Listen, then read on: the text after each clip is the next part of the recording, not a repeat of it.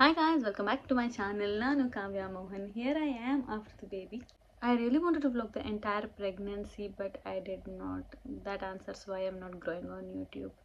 I'm gonna be the worst YouTuber ever. Okay, ಅದೆಲ್ಲ ಬಿಡೋಣ. The reason why I wanted to do this video is ನಾಳೆಗೆ ನನ್ನ ಮಗಳು ಹುಟ್ಟಿ 1 month ಆಗುತ್ತೆ. I really wanted to share the birth experience of my daughter with you guys because ನನ್ನ ಮಗಳು ಹುಟ್ಟಿದಾಳೆ ಅಂತ ಅನೌನ್ಸ್ ಮಾಡಾಗಿದ ತಕ್ಷಣ ಇನ್ಸ್ಟಾಗ್ರಾಮಲ್ಲಿ I got so many messages asking was it normal delivery or was it cesarean, how was the birth experience ಅಂತೆಲ್ಲ. My birth experience was really magical. I wanted to explain you everything and I wanted to tell you that there's so many things that happened during the birth. So I wanted to tell you guys about it. So let's get started. We named her daughter Sana. ಅದು ಅವಳು ನಿಜವಾದ ಹೆಸರಲ್ಲ, that is the name we call her at house. And let me start with her birth story. My daughter arrived 3 weeks early. ಅವಳು ಹುಟ್ಟಿದ ದಿನ ನನಗೆ doctor appointment ಇತ್ತು. Doctor was supposed to check and give me a referral for another scan to see if she is ready to come out. ಆ ದಿನ ಬೆಳಗ್ಗೆ ಏನಾಯ್ತು ಅಂದರೆ I got a mucus bloody show ಅಂತಾರೆ, ಮ್ಯೂಕಸ್ ಪ್ಲಗ್ ರಿಲೀಸ್ ಆಗೋದು ಅಂತಾರೆ. So it is nothing but white discharge ಜೊತೆಗೆ ಒಂದು ಸ್ವಲ್ಪ ರೆಡ್ ಡಿಸ್ಚಾರ್ಜ್ ಆಗುತ್ತೆ. Sorry, I had to take a break because my daughter was crying. Where was I? Mucus plug release ಆಗುತ್ತೆ ನನಗೆ ಆ ದಿನ. ಆ್ಯಂಡ್ ಐ ಸ್ಟಿಲ್ ಥಾಟ್ ನನಗಿನ್ನ 3-4 ದಿನನಾದರೂ ಟೈಮ್ ಇರುತ್ತೆ ಅಂತ ಅಂದ್ಕೊಂಡಿದ್ದೆ. ಆದರೆ ಮ್ಯೂಕಸ್ ಪ್ಲಗ್ ರಿಲೀಸ್ ಆಗಿದ್ದು 1 ಅವರಿಗೆ ನನಗೆ ಲೈಟಾಗಿ ಕಾಂಟ್ರಾಕ್ಷನ್ಸ್ ಶುರು ಆಯಿತು. Contractions var irregular. ಒಂದ್ಸಲ ಕಾಂಟ್ರಾಕ್ಷನ್ ಬಂದರೆ 20 ಮಿನಿಟ್ಸ್ 25 ಮಿನಿಟ್ಸ್ ಆದಮೇಲೆ ನೆಕ್ಸ್ಟ್ ಕಾಂಟ್ರಾಕ್ಷನ್ ಬರೋದು.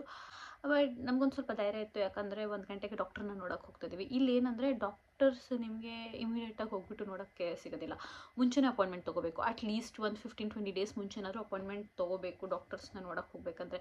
ಎಸ್ಪೆಷಲಿ ನಾನು ಥ್ರೂ ಔಟ್ ಪ್ರೆಗ್ನೆನ್ಸಿ ನೋಡ್ತಿದ್ದ ಡಾಕ್ಟ್ರನ್ನ ನಾನೇನಾದರೂ ಹೋಗಿ ಕನ್ಸಲ್ಟ್ ಮಾಡಬೇಕಂದ್ರೆ ಮಿನಿಮಮ್ 1 ಮಂತ್ ಮುಂಚೆನೇ ನಾನು ಅಪಾಯಿಂಟ್ಮೆಂಟ್ ತೊಗೋಬೇಕಾಗಿತ್ತು.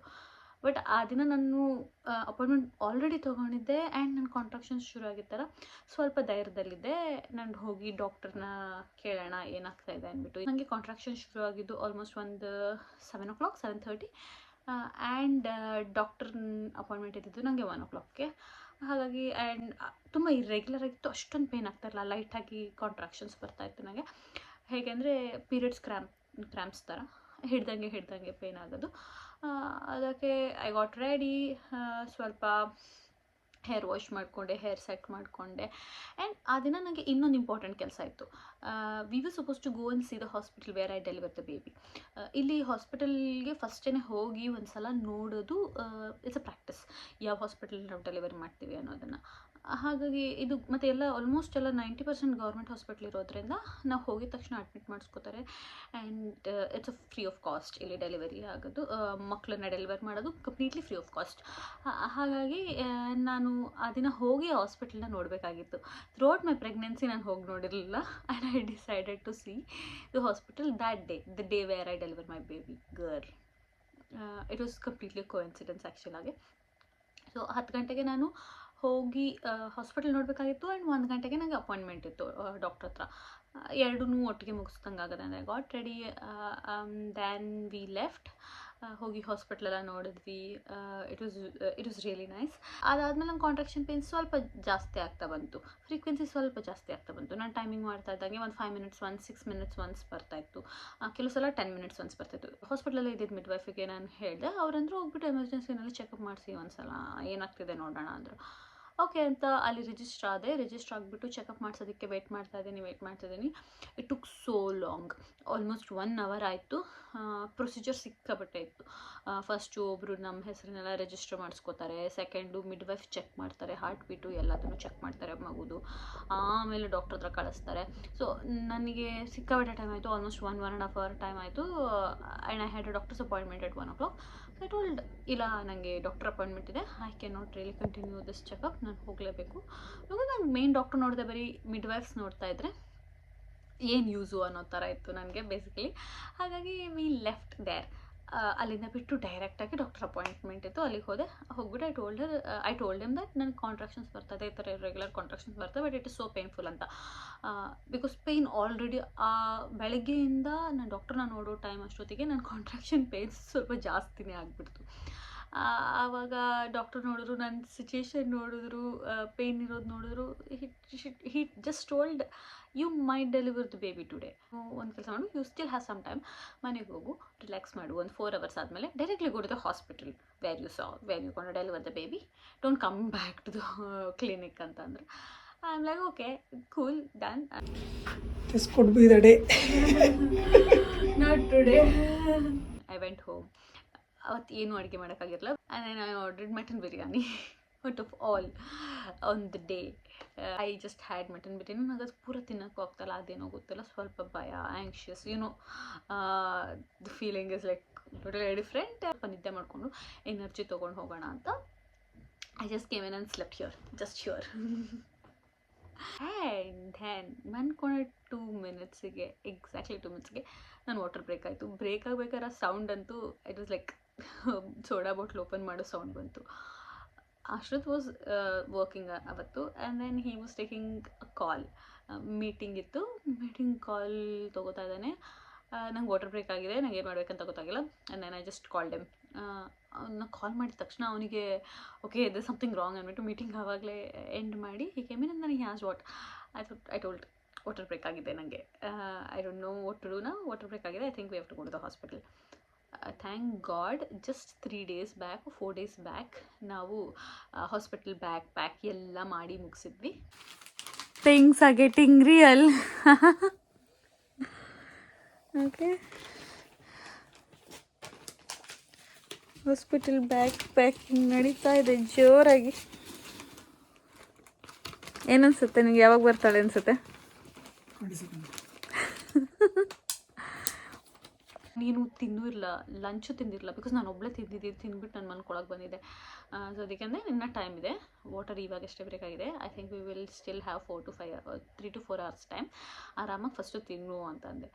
ಅವ್ನಿಗೆ ತಿನ್ನೋಕ್ಕಾಗ್ತಾಯಿಲ್ಲ. ಲೈಕ್ ಹರಿನಲ್ಲಿ ಎಲ್ಲ ನನ್ನ ಕಾಂಟ್ರಾಕ್ಷನ್ ಪೇಯ್ನ್ ಬೇರೆ ಸ್ವಲ್ಪ ಜಾಸ್ತಿ ಆಗ್ತದೆ. ಮುಂಚೆ ಇದ್ದಿದ್ದ ಪೇಯ್ನಿಗೂ ವಾಟರ್ ಬ್ರೇಕ್ ಆದಮೇಲೆ ಆಗ್ತಿದ್ದ ಪೇಯ್ನು ಇನ್ನೂ ಜಾಸ್ತಿ ಇತ್ತು. ಸೊ ನಾನು ಪೇಯ್ನ್ ತಡ್ಕೊಳಕ್ಕಾಗದು ನೋಡೋಕ್ಕಾಗದೆ like okay forget it, I lead somewhere something ಅಂದ್ಬಿಟ್ಟು ಎಲ್ಲದನ್ನು ಅರೇಂಜ್ ಮಾಡಿಕೊಂಡು ಎಲ್ಲದನ್ನು ರೆಡಿ ಮಾಡಿಕೊಂಡು and then we left the hospital. Our life will change forever. This is the day. Look how brave your mom is. She's laughing. See how strong I am. Calm, peace, and excited.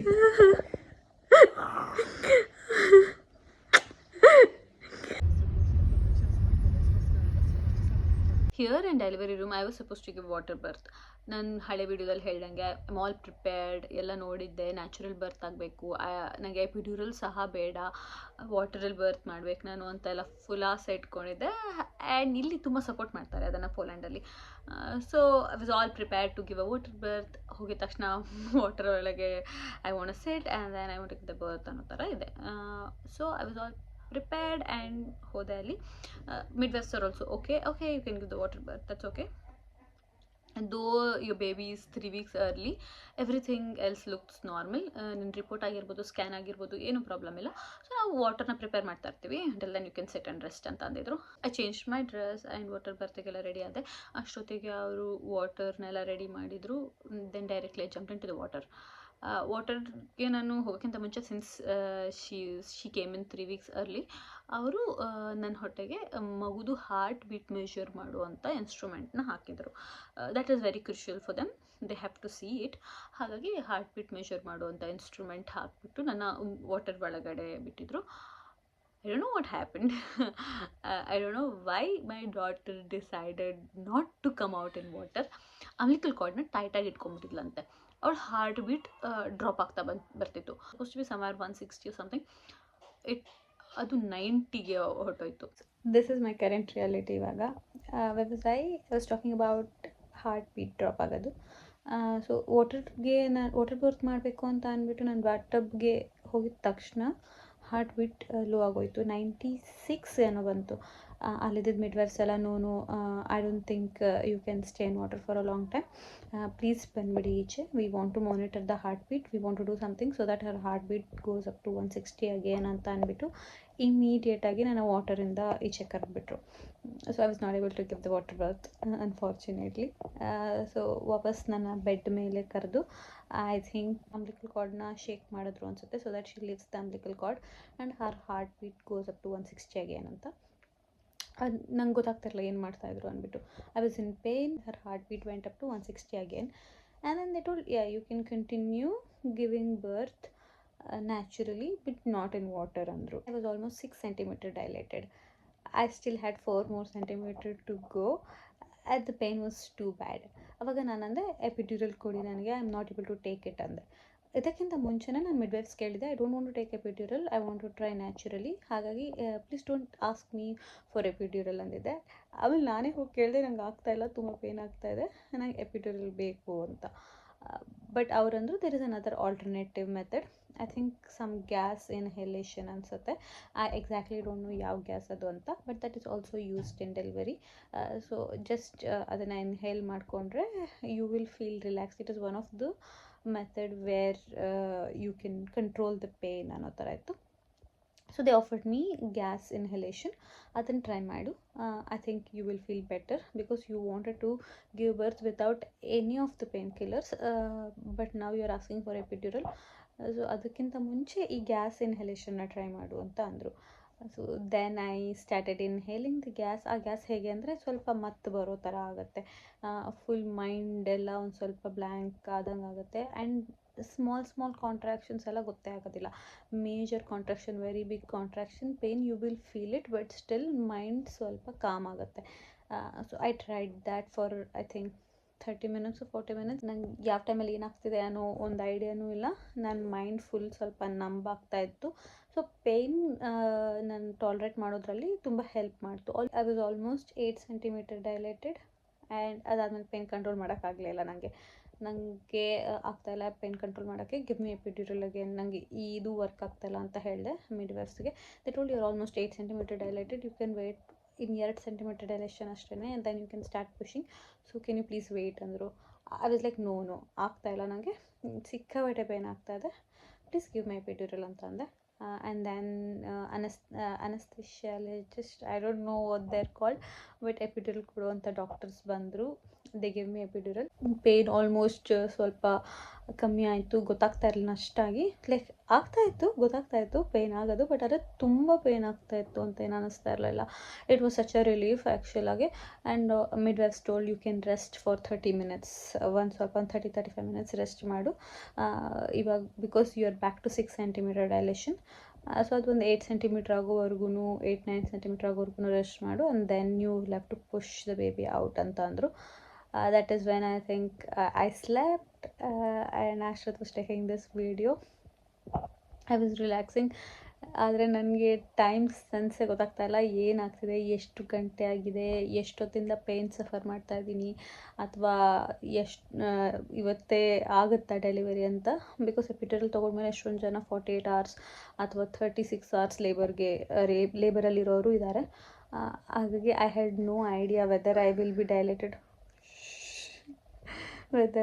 Dilated again to 10 centimeter ಅಂತ. Midwife told you are 10 centimeter dilated, you can start pushing now ಅಂತ. And I think I pushed somewhere 10 minutes push ಮಾಡ್ತಾ ಇದ್ದೀನಿ. ಅವಳು ಬಂದಿದೆ, ಅವಳ head ಬರ್ತಾ ಇದೆ ಮುಂದೆ, so you can continue pushing ಅಂತ ಅಂತಿದ್ರು. ಅದು like I was doing that and my contractions stopped. Every 2 minutes once 3 minutes once contraction ಬರ್ತಾಯಿತ್ತು. ಸೊ ಯೂಶ್ವಲಿ ಏನಂತಾರೆ ಅಂದರೆ ಎವ್ರಿ ಕಾಂಟ್ರಾಕ್ಷನ್ ಆಗಬೇಕಾದ್ರೆ ನಾನು ಪುಷ್ ಮಾಡಬೇಕು. So frequency of the contraction is more ಅಂದಾಗ ನಾನು ಪುಷ್ ಮಾಡೋದು ಲೈಕ್ ಬೇಗ ಆಗುತ್ತೆ and baby is gonna come out soon. But ನನ್ನ ಕಾಂಟ್ರಾಕ್ಷನ್ 10 minutes once ಅಥವಾ 15 minutes once ಆದರೆ there is no use, baby won't stay in the same place when it's coming out. So ನನ್ನ contraction 8 minutes once ಆ ಥರ delay ಆಗೋಕ್ಕೆ ಶುರು ಆಗೋಯ್ತು. That is because of the epidural ಅಂತಾರೆ, that's what midwife told. And I was not able to push. I was like okay contractions ಏನೋ ಬಂದಿಲ್ಲ ಅಂತ ವೆಯ್ಟ್ ಮಾಡ್ತಿದ್ದೆ. I am like okay, don't push then, relax ಮಾಡು, ಇನ್ನೊಂದು ಸ್ವಲ್ಪ ಹೊತ್ತು ಬಿಟ್ಕೊಂಡು ಲೆಟ್ಸ್ ಟ್ರೈ ಅಂತ ಅಂತಿದ್ರು. ನಂಗೆ ಆಲ್ರೆಡಿ ಇಷ್ಟು ಮಾಡಿಬಿಟ್ಟಿದ್ದೀನಿ, I just want to push and drink the baby out, I can't wait for another 10-15 minutes ಅಂತ ಅನ್ನಿಸ್ತಿತ್ತು. I don't know what happened. I asked my husband to sing a song to the baby. Every day when she was in my womb, Ashrat used to sing a song. And ಬರೀ ಹಾಡು ಅಷ್ಟೇ ಅಲ್ಲ, used to tell her everything.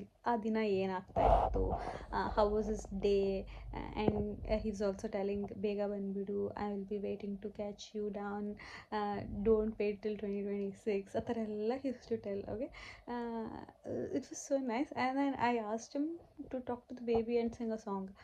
He did exactly the same thing. ನಂಗೆ ನಿಜವಾಗ್ಲೂ ನಂಬೋಕ್ಕಾಗ್ತಾಯಿಲ್ಲ ಈ ಥರ ಎಲ್ಲ ಆಗಿದೆ ನನ್ನ ಡೆಲಿವರಿನಲ್ಲಿ ಅಂತ. ನನ್ನ contraction 10 minutes once, 15 minutes once ಬರ್ತಾಯಿತ್ತು. ಆ್ಯಂಡ್ ಆಲ್ಸೋ ಕಾಂಟ್ರಾಕ್ಷನ್ಸ್ ಮಧ್ಯ ಪೇಯ್ನ್ ಆಗ್ತಾಯಿತ್ತು. It was not like pain ಇರಲಿಲ್ಲ ಅಂತಲ್ಲ, like it's not pain, it's pressure. ತುಂಬ ಪ್ರೆಷರ್ ಬರುತ್ತಲ್ಲ, ಎಕ್ಸಾಕ್ಟ್ಲಿ ಹೇಗೆ ಅಂತಂದರೆ when you constipated, you want to poop, and there is a lot of pressure but it's not coming out. ಆ ಥರ pressure ಆಗ್ತಾನೆ ಇತ್ತು. He started singing the song and I got contractions like every 2 minutes once, 3 minutes once. I was so surprised, and she was making a progress, she was coming, moving forward, and then he stopped singing a song after like one song ಮುಗೀತಿದಂಗೆ ನಿಲ್ಲಿಸ್ದ song ಹಾಡೋದು. And contractions were back to 8 centimeters, 8 minutes once, 7 minutes once. So ಅಲ್ಲಿದ್ದ midwives ಹೇಳ್ತಾಯಿದ್ರು, you please talk to the baby, start talking to the baby, sing that song which you are singing, she will come out soon, she looks like she is listening to you. It was so nice. ನಾನು ಅಷ್ಟು ಪೇಯ್ನಲ್ಲಿದ್ದೆ ಆವಾಗ. And ನನಗೇನಾಗ್ತದೆ ಹೊರಗಡೆ ಪ್ರಪಂಚದಲ್ಲಿ ಅಥವಾ ಏನು ನಡೀತದೆ ಅನ್ನೋದು ಏನೂ ಗೊತ್ತಾಗ್ತಾ ಇರಲಿಲ್ಲ ನನಗೆ. ಜಸ್ಟ್ ಅವ್ನು ಹಾಡು ಹೇಳ್ತಾಯಿದ್ದು, ಮಿಡ್ವೈಫ್ ಅದನ್ನು ಹೇಳಿದಷ್ಟೇ ಕೇಳಿಸ್ತು ನನಗೆ. ಆ ಮೊಮೆಂಟ್ವರೆಗೂ ನಂಗೆ ಬೇರೆ ಏನೂ ಕೇಳಿಸ್ತಾ ಇರಲಿಲ್ಲ. I was so happy. Maybe my happy hormones also helped it come out soon. And ಹಾಗೆ ಮಿಡ್ವೈಫ್ ಹೇಳಿದ ಒಂದು 5 ಮಿನಿಟ್ಸ್ಗೆ Ashrat started singing a song ಅವ್ರು ಹೇಳಿದ ತಕ್ಷಣ, and within 5 minutes she was out. I was so happy. And yes, I delivered her vaginally.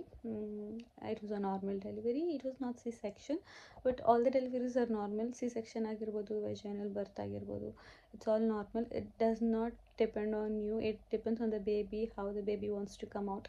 If my girl would have not left umbilical cord and not heartbeat drop ಆಗ್ತದಿದ್ರೆ ಯಾರೂ ಏನೂ ಮಾಡೋಕ್ಕಾಗ್ತಾ ಇರಲಿಲ್ಲ.